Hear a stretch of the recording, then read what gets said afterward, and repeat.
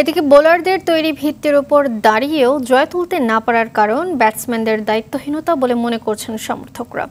একই সঙ্গে দল নির্বাচনে বিসিবিকে আরও চৌকস হওয়ার আহ্বান টাইগার ভক্তদের। রাজধানীতে বড় পর্দায় খেলা দেখার সময় প্রোটিয়া ব্যাটসম্যানদের শিকারে তানজিম সাকিব, তাসকিনদের মুনশিয়ানা দারুণভাবে উপভোগ করেন সমর্থকরা। এই ঈদে কম খরচে বেশি আনন্দ উপায়। এখন যে কোনো উপায় এজেন্ট থেকে 25,000 টাকা ক্যাশ আউটে ইনস্ট্যান্ট 25 টাকা ক্যাশব্যাক, যত খুশি ততবার।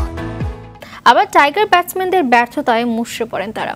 আবেগে আঘাত পাওয়া এই হার মানতে পারছেন না ভক্তরা।